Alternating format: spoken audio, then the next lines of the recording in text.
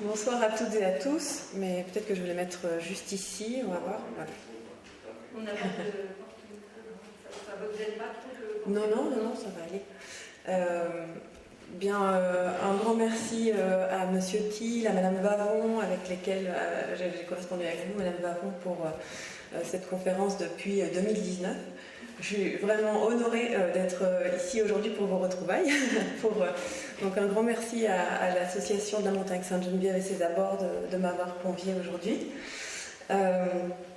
Et donc je suis vraiment ravie de vous parler ce soir des artistes et hommes de lettres effectivement nordiques dans le 5e arrondissement et ses abords. Dans le cadre de mes fonctions en tant que responsable de la bibliothèque nordique à la bibliothèque Sainte-Geneviève toute proche, j'ai en effet découvert des textes, des œuvres dont je vais vous livrer aujourd'hui une petite sélection. Alors, l'exposé qui va suivre commencera par un choix d'auteurs scandinaves pour lesquels Paris et plus particulièrement le 5e arrondissement ont été des éléments fondateurs, sources d'inspiration, lieux de création. Il sera question tout d'abord de l'écrivain suédois August Strindberg, puis de la romancière norvégienne Cora Sandel, de l'écrivain danois Sophus Clausen ensuite, et enfin de Sigurdur Pálsson, poète islandais. Deux institutions culturelles et documentaires seront abordées dans un second temps, la bibliothèque nordique et l'Institut Tessin, lieu de rencontre pour les artistes, historiens de l'art et intellectuels scandinaves à Paris. Et en troisième lieu, j'aborderai le mouvement d'avant-garde Cobra, fondé par Asger Jorn et Christian d'Autremont, mouvement qui, s'il vise à mettre en avant de nouvelles capitales artistiques, Copenhague, Bruxelles et Amsterdam, n'en est pas moins ancré dans le paysage parisien dès sa création en 1948.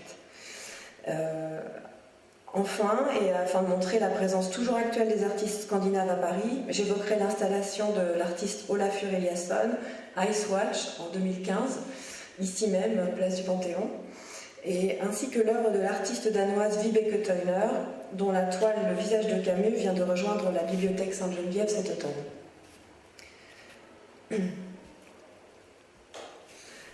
S'il est un auteur scandinave qui a aimé, arpenté et hanté Paris, c'est bien August Strindberg, assurément.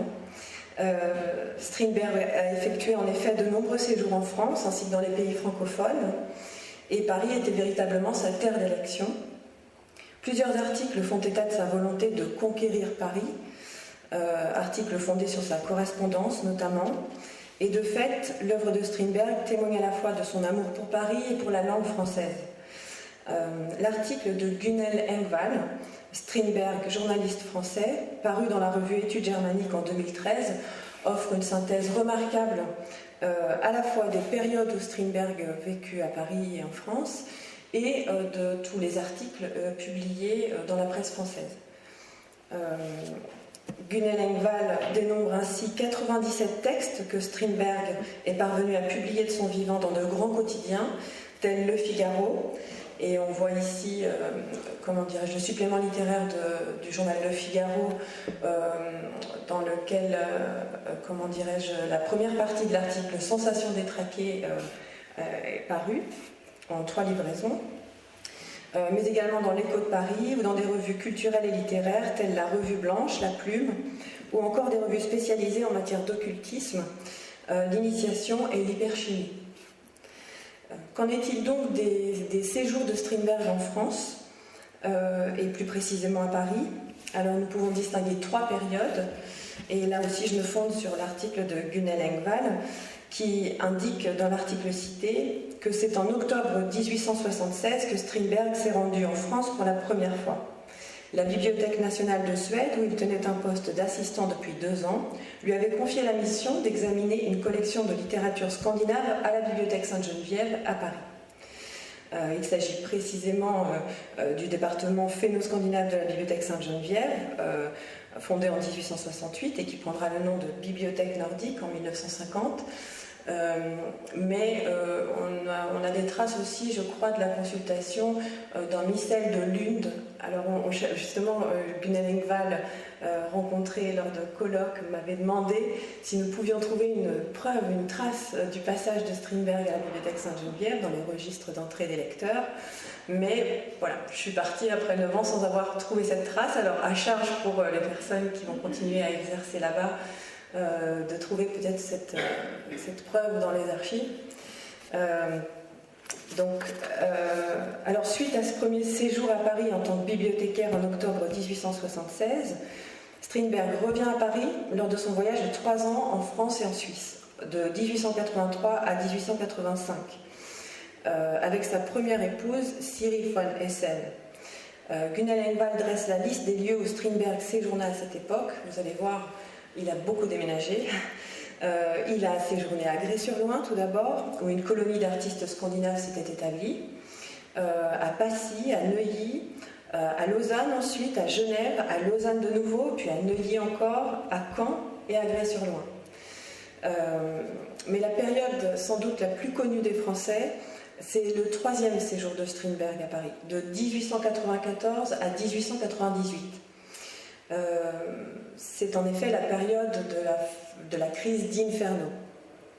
Strindberg séjourne d'abord chez les Littmanson à Versailles, puis à Passy, où sa deuxième épouse Frida Hull le rejoint, avant de repartir définitivement, ce deuxième mariage n'étant pas plus heureux que le premier, nous y reviendrons. Strindberg, donc, après le départ de Frida Hull, séjourne seul à Paris, à l'Hôtel des Américains, 14 rue de l'Abbé de l'Épée, dans le 5e arrondissement. Ensuite, à l'hôpital Saint-Louis, pavillon Gabriel, puis à la pension de Madame Charlotte Futterer, 12 rue de la Grande Chaumière, à Montparnasse. Il s'agissait c'était la crèmerie de Madame Charlotte, et c'était un endroit où beaucoup d'artistes se retrouvaient, et pas seulement scandinaves. Strindberg avait même rencontré Gauguin là-bas, et suite à cette relation entre ces deux écrivains et artistes, Strindberg avait rédigé l'introduction du dernier catalogue de vente de Gauguin. Donc voilà, document qu'on trouve d'ailleurs à l'INHA assez facilement, et c'est une préface très intéressante.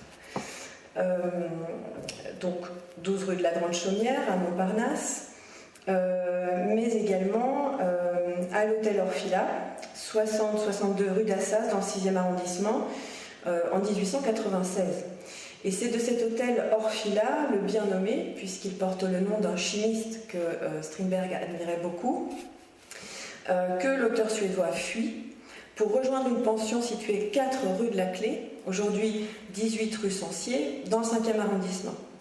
Séjour qui s'achève par une fuite encore, à Dieppe cette fois, chez Fritz Stauloff, peintre norvégien, avant de rejoindre la Suède et de revenir à Paris, hôtel de Londres, 3 rue Bonaparte, dernier séjour de Strindberg à Paris, le dernier séjour de Strindberg à Paris, ayant lieu en 1898.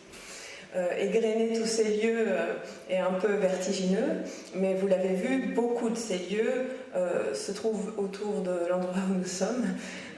Donc c'était particulièrement intéressant de voir combien Strindberg était attaché à cet espace particulier au quartier latin. Alors que se passe-t-il plus précisément pendant cette période de 1894 à 1898 ? Je vous ai parlé tout à l'heure de la crise d'Inferno, du nom de l'ouvrage d'inspiration autobiographique de Strindberg paru en français en 1897. Dans cette œuvre à la première personne, le narrateur déambule dans Paris, sondant les tourments psychologiques qui l'assaillent. Ses ruminations ne sont interrompues que par ces moments de grâce où il s'adonne à l'alchimie. Et donc là, je vais vous montrer une autre diapositive où on voit une lettre de Strindberg qui porte justement sur une demande de rendez-vous au sujet d'un article sur l'alchimie. Et comme vous le voyez, il est daté du 27 février 1895 et signé depuis le 12 rue de la Grande Chaumière à Montparnasse. Donc. Donc de nombreux lieux parisiens sont évoqués dans Inferno et l'effet produit, comme l'indique Anna Westerståhl-Stenport dans Locating Strindberg's Prose, est un sentiment de fragmentation de l'espace résolument moderne. Et vous l'avez vu, un sentiment de fragmentation assez mimétique de sa propre vie et de ses nombreux déménagements pendant ses séjours en France. Mais revenons 2 ans avant la parution d'Inferno. En 1895, pendant ce 3e et dernier séjour de Strindberg à Paris, paraît l'ouvrage Le Plaidoyer d'un fou, écrit en français 8 ans plus tôt, entre 1887 et 1888. Dans ce roman autobiographique, le narrateur relate sa rencontre avec Maria, nom fictionnel de Syrie, la première épouse de Strindberg. Puis, la dégradation progressive et inéluctable de leur relation conjugale. Paris y est présenté comme un refuge et un lieu de rencontre avec les compatriotes lettrés du narrateur au seuil de la 4e partie. Je vais vous lire un extrait précisément du Plaidoyer d'un fou. J'avais choisi Paris comme but principal de mon voyage afin d'y rencontrer des amis de vieille date, initiés à mes excentricités, des familiers au courant de mes velléités, connaissant à fond mes fantaisies d'esprit, mes paradoxes, mes audaces, et par conséquent prêts à pouvoir juger de l'état mental présent de leur poète. De plus, à Paris s'étaient fixés les plus célèbres écrivains scandinaves, et je voulais me mettre sous leur protection pour mieux pouvoir contrecarrer les tentatives criminelles de Maria, qui ne visait rien de moins qu'à me faire enfermer dans une maison de santé. Le sentiment d'être menacé est déjà sensible dans le Plaidoyer d'un fou, donc, et devait culminer dans Inferno, paru en 1897, et où le narrateur relate des crises d'angoisse qui ne s'apaisent que dans la fuite, nous l'avons vu. On a beaucoup parlé de cette crise, et pour Carl Gustav Björström, il faudrait plutôt dire que le plaidoyer signale le début de cette crise et qu'Inferno en marque l'issue.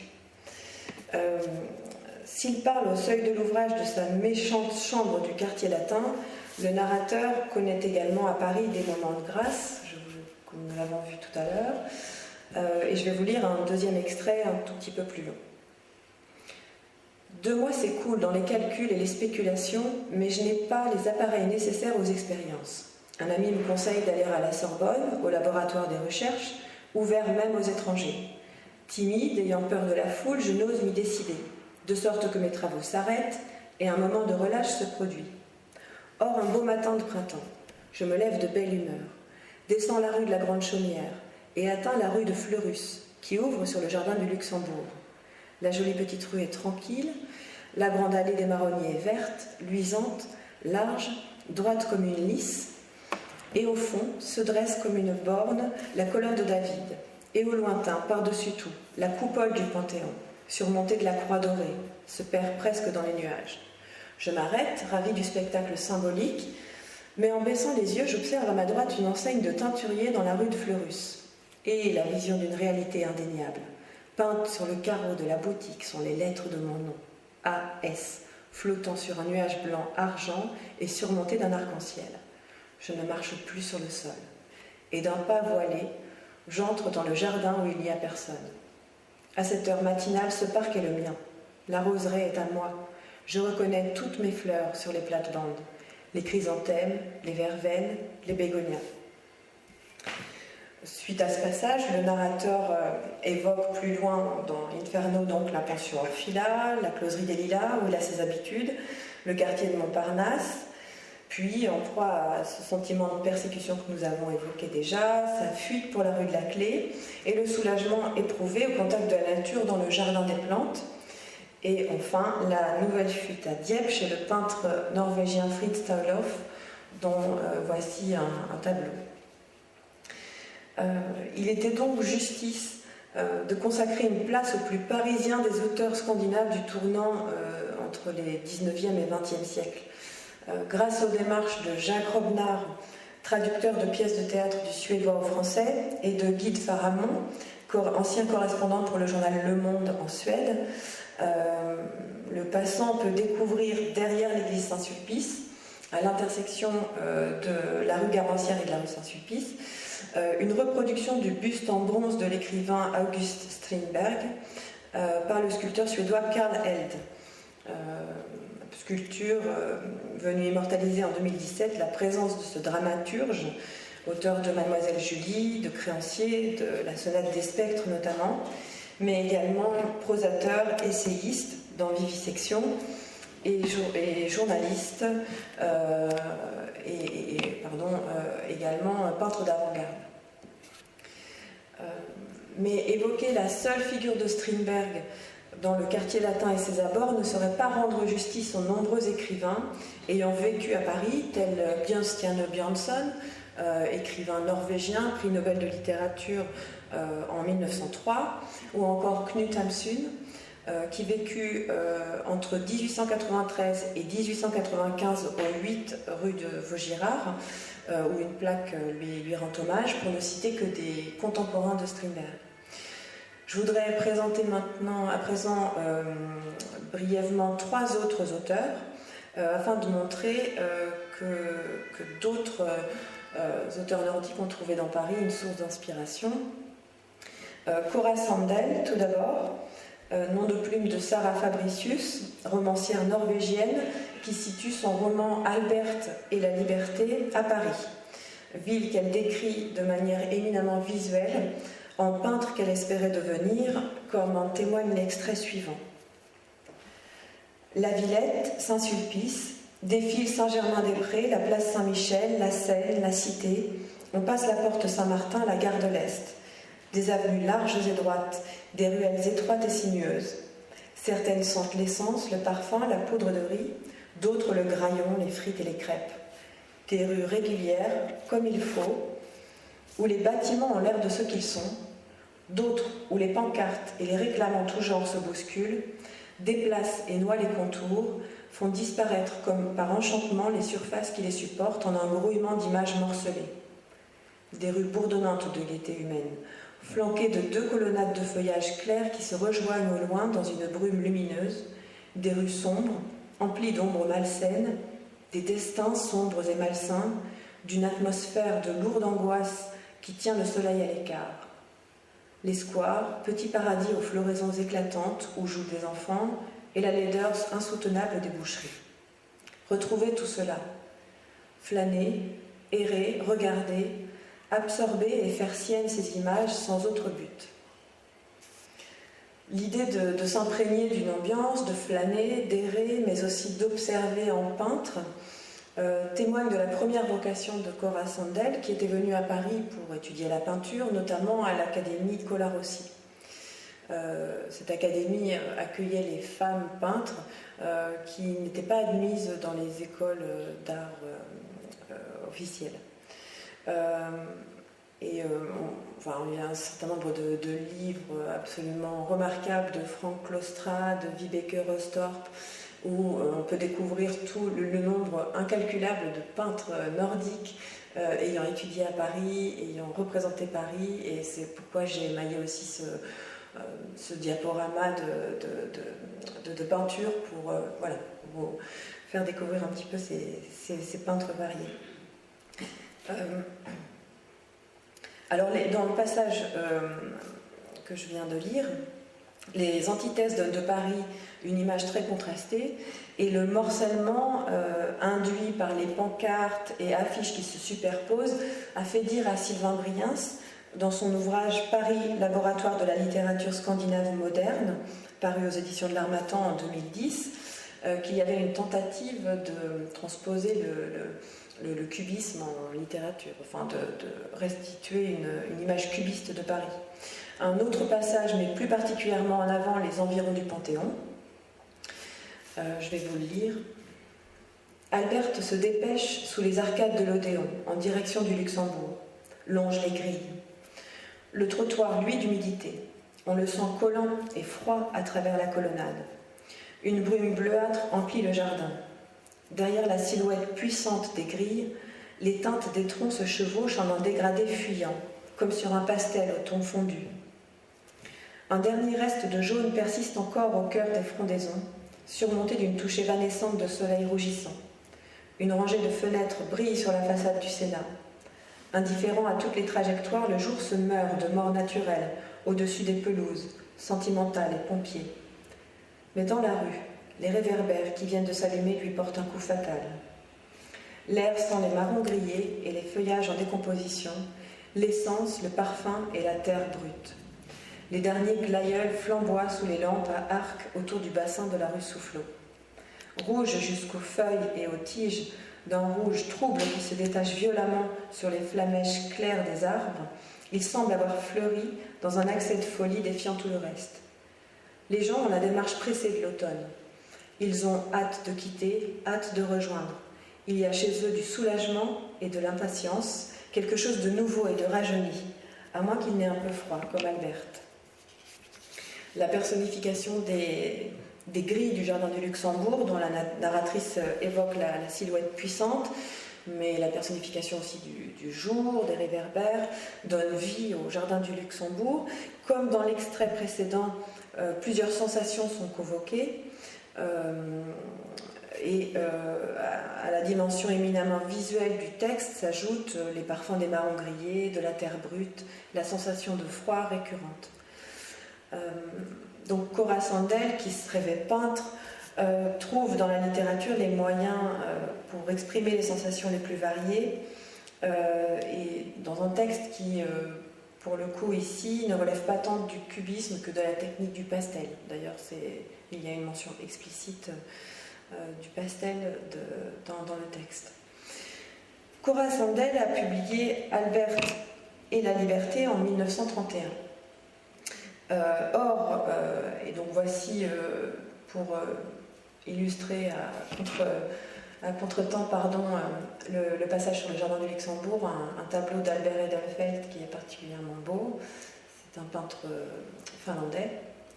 Et ici, un tableau de Kitty Kjelland, qui représente un intérieur parisien, puisqu'elle avait un atelier avec Harriet Backer. Et donc voilà, avant Cora Sandel, Sophus Clausen, écrivain danois, publia en 1896 une œuvre entièrement située à Paris, Antonius i Paris, qui n'a pas encore été traduite en français. Ce texte contient un nombre considérable d'allusions à Paris et à différents lieux parisiens, c'est-à-dire au Jardin du Luxembourg, au Quartier Latin par exemple. On dénombre ainsi dans son texte plus de 120 occurrences du mot Paris, dans le corps du texte, 11 occurrences de l'expression Jardin du Luxembourg, 20 occurrences de l'expression Quartier Latin. Alors, ces mentions quantitatives ne sont pas très intéressantes, si ce n'est pour voir, si vous voulez, pour montrer l'insistance de l'auteur à ancrer vraiment son récit dans Paris et citer des lieux très précis et mythiques en quelque sorte. Le mot quartier latin, l'expression quartier latin, donne même son titre à un chapitre du livre, et on dénombre aussi 2 évocations du Panthéon dans le texte. C'est un texte assez hybride, émaillé de poèmes, qui alterne effectivement récits, poèmes et forme dialoguée également. Il y a notamment un dialogue avec une dame curieuse, elle est désignée ainsi, la curieuse, qui demande sans relâche à Antonius de définir Paris, Vad är Paris, et elle insiste et les questions se répètent. Et la première réponse d'Antonius est la suivante. C'est un endroit, mademoiselle, où vous pouvez dire tout ce que vous voulez sans rougir, où les mères gardent leurs enfants au sein en pleine rue, où la nuit à 2h du matin on peut chanter à pleine gorge au nez de la police, où l'on nomme toutes les femmes madame, sans être capable de faire la distinction entre les demoiselles et les dames, et où égalité, liberté et fraternité sont sculptées sur toutes les églises. Donc on voit la définition de Paris dans ce texte par le personnage Antonius. Plus loin, Antonius revient sur la franchise des femmes, sur leur audace, le terme de la liberté comme l'évocation de Paris la nuit sont des leitmotivs, et cela correspond au thème de la bohème qui sous-tend cette œuvre. Ici, une illustration En fait, voilà, pour illustrer cette idée de Paris la nuit, ce tableau de Camille Pissarro qui est d'origine danoise. Le quartier latin est naturellement associé à la jeunesse également, comme le montre le passage suivant. La Sorbonne aspire tous les jours la jeunesse estudiantine curieuse. Les théâtres de l'Odéon et de Cluny ouvrent leurs portes aux spectateurs tous les soirs. Et au sommet de sa colline se trouve le Panthéon comme le centre des désirs d'immortalité de la jeunesse du quartier. Alors les bornes chronologiques proposées pour cette présentation de Strindberg à Olafur Eliasson nous mènent jusqu'au début du siècle présent, et je voulais évoquer le poète Sigurdur Pálsson, poète islandais qui doit son attachement à Paris sans doute à la période où il fut étudiant à l'université de Paris 3. Il a fait des études de théâtre et de cinéma à Paris. Il évoque dans un texte qu'on trouve en ligne la musique pop, le jazz, le quartier de Montparnasse, et revient sur son admiration pour Paris dans le passage que je vais vous lire. Café Bullier, peut-être s'appelait-il quelque chose d'autre. Un café dans la partie la moins noble du carrefour près de Port-Royal. De l'autre côté se trouvait la splendeur de la closerie des Lilas. J'avais échoué là par hasard dans ce café bon marché par une fin de journée des derniers mois de l'hiver 1968. Je venais juste de réussir à grimper un étage dans l'étude du français. Je m'étais réveillée un matin et étais devenue tout d'un coup plus déliée dans les oreilles et la gorge avec la langue française. Ce goût pour la langue française que Sigurdur Pálsson partage avec Strindberg, nous l'avons vu, l'a conduit à composer des recueils bilingues qu'il traduisait parfois lui-même ou avec l'aide d'autres écrivains islandais, et cela a donné lieu à des collaborations heureuses, notamment avec l'artiste Bernard Aligan. En effet, on peut citer Trois Leporello, ces ouvrages, ces livres d'artistes en accordéon, conservés à la Bibliothèque nordique. Accordéon, paru en 2007, puis Îles et Presqu'îles, paru en 2009, le troisième livre, paru en 2011, donc c'est une trilogie très très belle, composée avec des sables que Bernard Aligan est allé recueillir en Islande même. Donc on voit le sable noir des plages islandaises, etc. Sur ces livres d'artistes. Et on peut citer aussi l'ouvrage Gardurine, Jardin, paru en 2006, traduit par Régis Boyer et illustré par Bernard Aligan. On voit ici la plaque qui a permis d'imprimer, je veux dire, Gardurine, et il y avait des caractères évidemment très particuliers islandais qui avaient dû être commandés précisément pour cette plaque. Et en face de ces images représentant les sables islandais et cette plaque d'imprimerie, vous voyez une page de Rituel d'essence, un autre livre d'artiste composé par Sigurdur Pálsson et Bernard Aligan. Les quatre écrivains évoqués, suédois, norvégiens, danois et islandais, sont, vous l'avez vu, très attachés au 5e arrondissement. Mais la présence nordique dans le quartier latin se traduit également par la création d'institutions où les intellectuels et les artistes pouvaient se retrouver. Je vais aborder tout d'abord tout d'abord de la bibliothèque nordique, département spécialisé de la bibliothèque Sainte-Geneviève. Ce département spécialisé puise ses racines dans un don reçu en 1868, le don Alexandre Dezos de la Roquette. Dezos de la Roquette était consul de France à Elsener au Danemark, puis à Christiania, actuelle Oslo, en Norvège, et il a fait, un legs était prévu qui a permis d'accueillir la bibliothèque Sainte-Geneviève, ses archives consulaires. Ça représente 30 000 vues de manuscrits numérisés en 2015. Hein. Donc c'est vraiment considérable comme collection d'archives. Environ 2000 ouvrages imprimés et des cartes marines qui ont été numérisées pour partie lorsqu'elles n'étaient pas encore en ligne, également en 2015.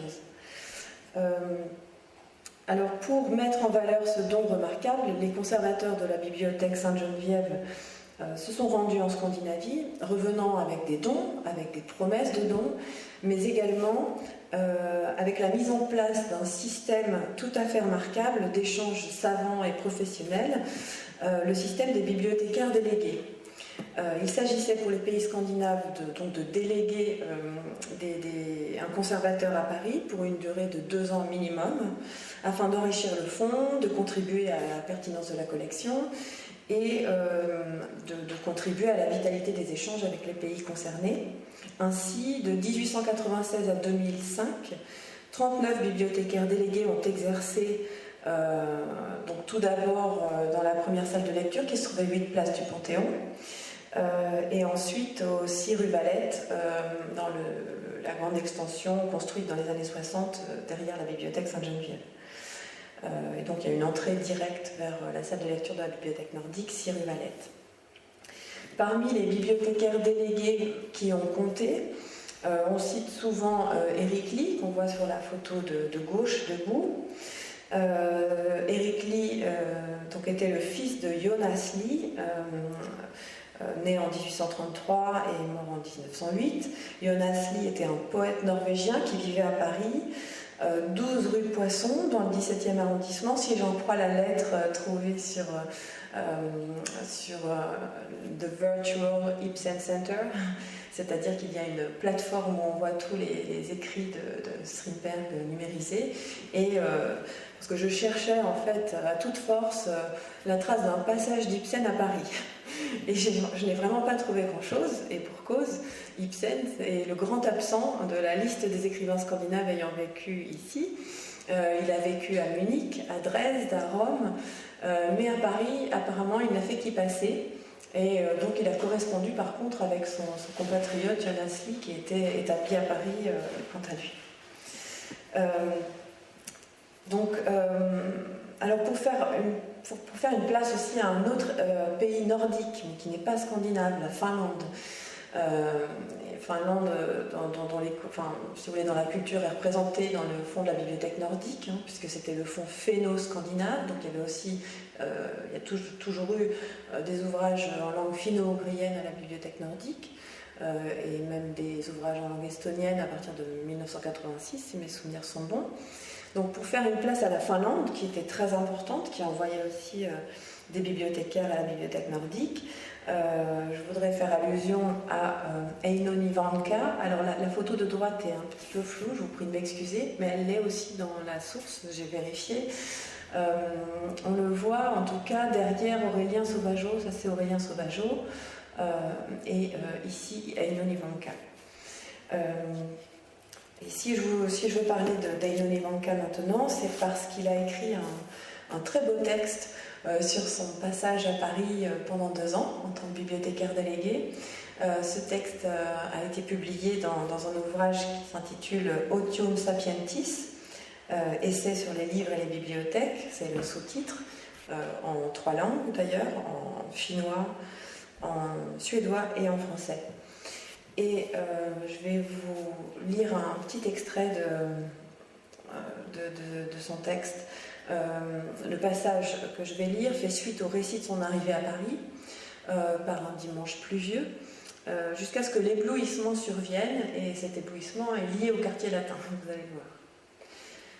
Mais lorsque le soir, sur les Champs-Élysées et les grands boulevards, s'allumèrent les lumières de Paris, lorsque le lendemain, je sentis autour de moi, sous le clair soleil printanier, le frémissement de la vie matinale de Paris, lorsque ma promenade m'eut menée à travers le jardin du Luxembourg, baignant dans sa luxuriance printanière, devant les groupes d'étudiants se dorant au soleil ou potassant leurs examens, et lorsque près du Boulmiche, cette artère du quartier latin, se dressa l'auguste silhouette du sanctuaire national français, le Panthéon, avec l'inscription en lettres d'or sur son fronton aux grands hommes, la patrie reconnaissante, alors je commençais enfin à sentir que Paris était quand même Paris, et que ces 2 années à venir ne seraient sûrement pas une suite de souffrances.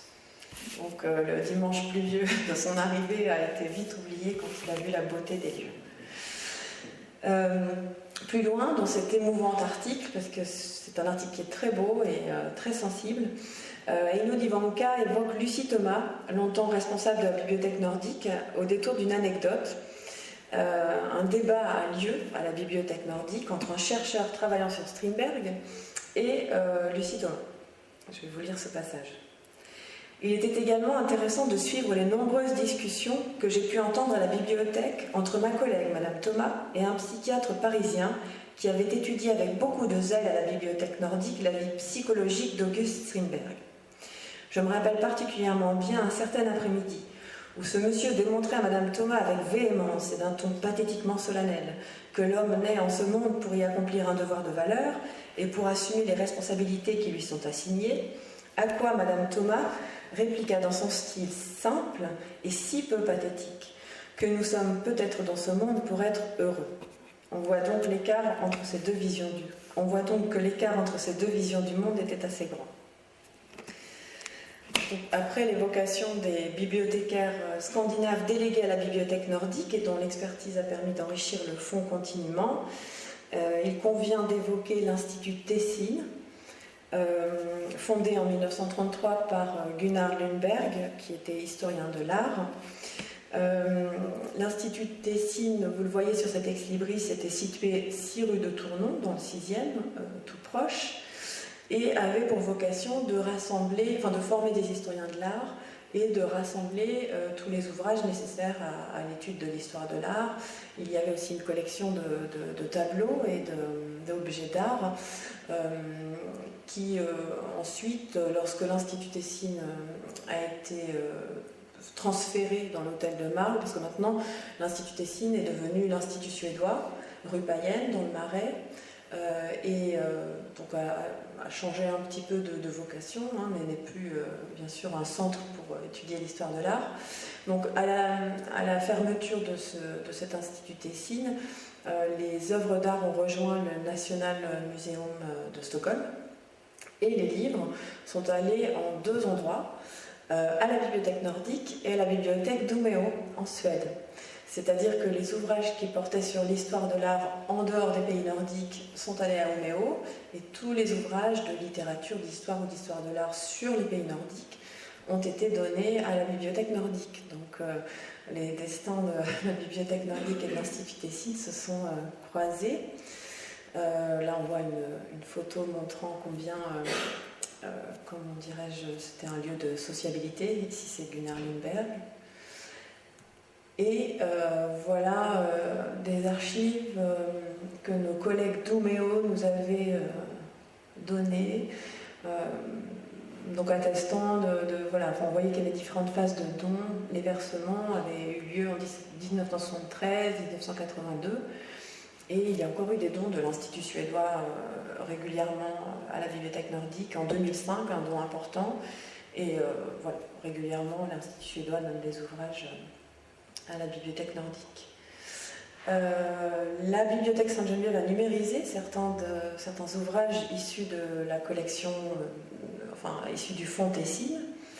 Vous voyez ici par exemple un catalogue d'exposition du Liljevalchs-Konsthall. Donc il s'était agi de demander les droits parce que de fait normalement on doit attendre 50 ans après la mort de l'auteur, ou 70 même, mais là ça ne meurt pas un musée. Donc ça avait été une expérience intéressante que de correspondre avec les musées pour leur demander l'autorisation de cataloguer tout cela, et là encore des vues de ces catalogues d'exposition. C'était 65 documents, je pense, qui ont été numérisés en 2017. Alors, je suis allée un tout petit peu plus loin, vous l'avez vu, mais en guise de conclusion, vous l'avez vu, entre fiction et témoignage, les extraits choisis, les lieux arpentés depuis le début de cet exposé ont souvent oscillé et comme hésité entre littérature et art. On n'était jamais bien loin de l'art, Et cette fois, on va se plonger dans l'art tout à fait avec le mouvement Cobra, qui est né ici même à Paris. Alors Cobra, c'est l'acronyme de Copenhague, Bruxelles, Amsterdam. C'est un mouvement fondé donc par des artistes danois, néerlandais et belges, au nombre desquels Pierre Alechinski, Christian d'Autremont, Karel Appel, et surtout là, pour ce qui nous occupe, c'est-à-dire les artistes nordiques, Asger Jorn. Vous voyez le portrait sur cette diapositive. Et le but du mouvement Cobra, c'était dans l'immédiate après-guerre, en 1948, de libérer l'expression, c'était un mouvement spontanéiste, si je puis dire, qui s'intéressait beaucoup à l'art brut, au dessin d'enfants également, donc pour donner un élan assez enfantin et à l'art après ce que l'Europe avait connu. Et il se trouve que c'est en bas de la rue Saint-Jacques, au 1 quai Saint-Michel, que ce mouvement a été fondé. Jusqu'à une date récente, il y avait cette plaque. Je regrette vraiment d'avoir fait une photo aussi floue lorsque j'y suis allée, parce que je n'ai pu retrouver cette plaque, car ça se situait sur l'un des piliers du café Notre-Dame, en dessous du Notre-Dame Hotel, qui a un nom un peu à l'anglaise. Et du coup, on ne voyait que ça, en fait. Quand on prenait le bus même, on apercevait cette plaque sur le donc c'est un petit peu dommage. J'ai appelé les nouveaux propriétaires, qui sont déjà les anciens propriétaires, parce que donc une autre enseigne est arrivée. Je les ai appelés, apparemment, pour l'anecdote, ils ne sont plus là non plus. Donc je ne sais pas s'ils vont retrouver cette plaque. Je l'espère, parce qu'elle était très belle. On voyait justement ce serpent dans le logo même.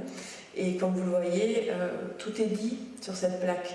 C'est dans une arrière-salle de ce café, le Notre-Dame, le 8 novembre 1948, 6 vagabonds venus de Copenhague, le peintre Asger Jorn, de Bruxelles, les poètes Christian d'Autremont et Joseph Noiret, et d'Amsterdam, les peintres Karel Appel, Constant et Corneille ont fondé Cobra, mouvement d'art expérimental au sein duquel, avec d'autres, de leur pays ou d'ailleurs, ils ont créé un art libre, spontané, vivant, coloré.